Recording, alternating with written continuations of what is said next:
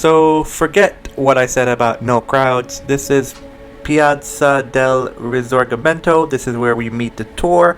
The tour is offered by Walks of Italy. There is a cafe. You can grab some breakfast while you wait. And we did wait about 40 minutes or so for the tour to get organized, people to get put in groups.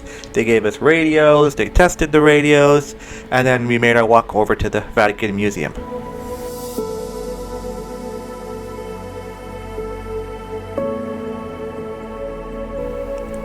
It was a short 10-minute walk led by our tour guide to the entrance of the Vatican museums. There were about 12 people in our group who all happened to be American.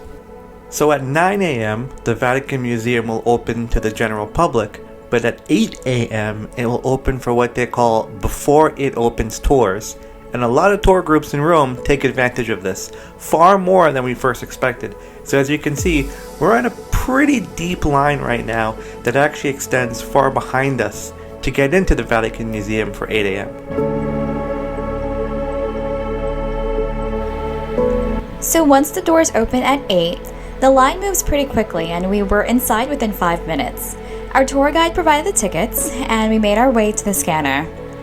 We apologize if this video is a bit shaky. We're filming on the Sony RX106 with no gimbal, so we'll try our best to make it as smooth as possible.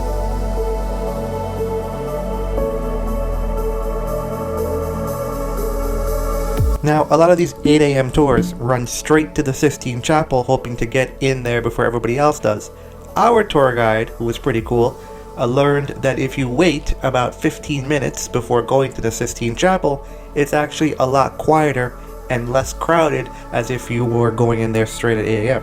So she took us for a little walk around the museum and then to the Sistine Chapel. So as we make our way toward the Sistine Chapel, we're going to stop at the Tapestries Hall, and there are two cool things I want to point out here.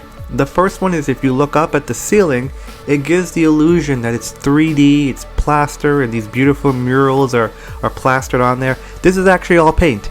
It is a flat ceiling and they've painted it to look as if it was 3D.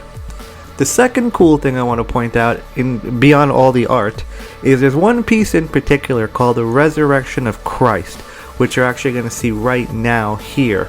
And of course stop and admire the fact that this beautiful piece of art is actually woven thread. But there is an optical illusion within Christ himself, and that is his eyes. So as you walk past the piece from left to right, there is an optical illusion that his eyes will actually follow you as you walk in front of the piece from left to right. So definitely give that a try when you're in this section of the museum and you walk past this piece. So right outside the Tapestry Hall is the Hall of Maps, or Maps Hall, or the Gallery of Maps, a bunch of different names. It's actually the largest collection of geographical paintings ever created. I don't know exactly how many tapestry maps are in this hallway, but it is quite impressive. But probably more impressive is the ceiling. The ceiling of this hall, as you can kind of see here, is the most, or actually the second most photographed location in the museum outside of the Sistine Chapel. And it's funny that it's the second most because you're not allowed to take photos in the Sistine Chapel, so technically this should be the first one. But either way, it is absolutely marvelous and you're going to want to stop and spend some time admiring the ceiling.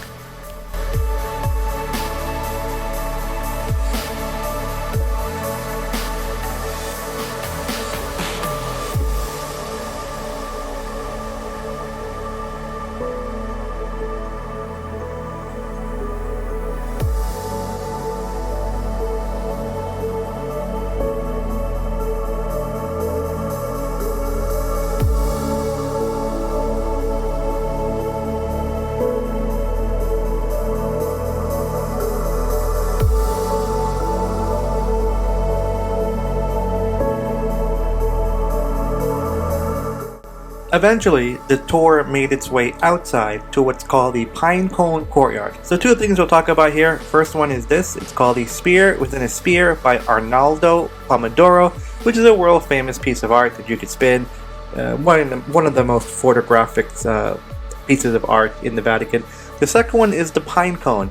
And the Pinecone is really special because it dates back to the 1st century BC. It was found in an area near the Pantheon, and it actually used to be part of a giant fountain with water coming out of the top and off the sides, which, you think about it, probably would have been an amazing thing to see.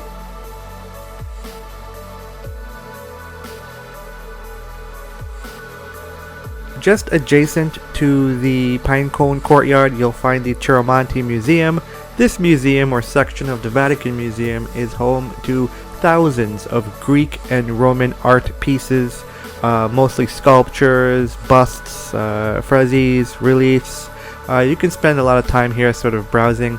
Great place to really admire Greek and Roman art.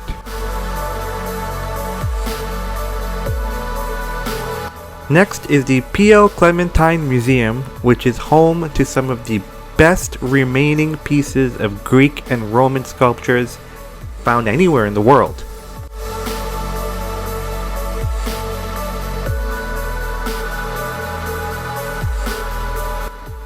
The Apollo Belvedere, located here, dates back to the 1st century BC and was considered one of the greatest ancient sculptures ever made. It was actually the piece that the Vatican Museum was founded on.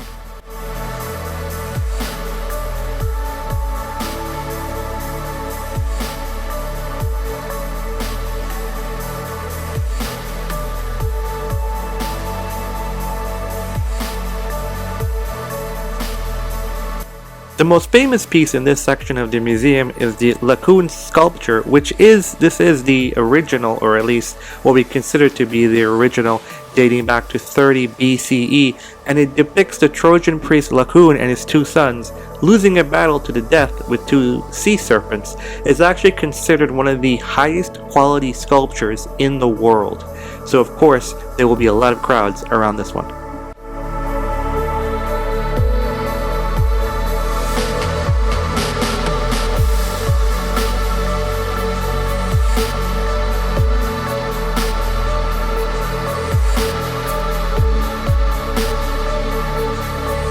Even without its head or arms, the Belvedere Torso is considered one of the best examples of classical beauty.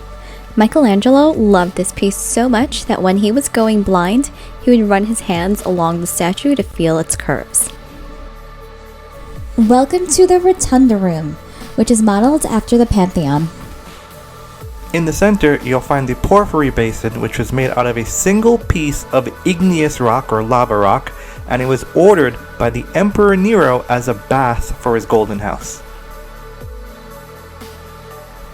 The ceiling of the Rotunda Room is also not to be missed. It is decorated or made up of tiny, intricately designed mosaics from around the 2nd century, which give this amazing illusion of height. The most popular piece in the rotunda is this bronze statue of Hercules.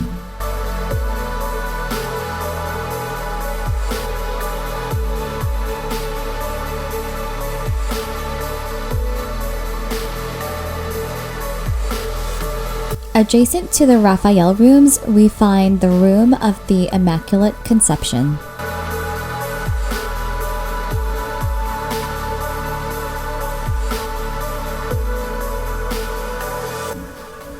Raphael's rooms are arguably one of the main attractions in the Vatican museums.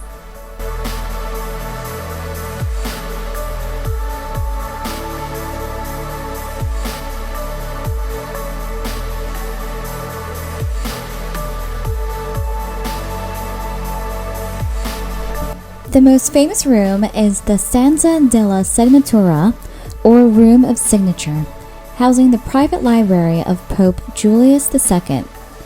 The room represents 4 major themes of knowledge: theology, philosophy, poetry, and law.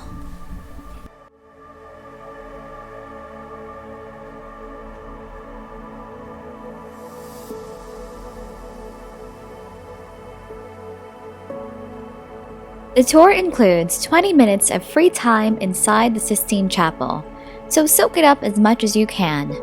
Pictures and video are not allowed. We have nothing to share except for this walk up to the chapel.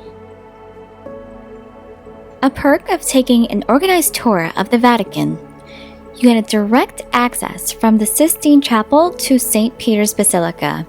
At this point, the tour was running into its 5th hour, close to noon, and we needed to grab our bags and catch the train to our cruise to Greece, so time was very limited. We captured some video inside the Basilica, but we'll need to save a proper walkthrough for another trip to Rome. Thanks for watching.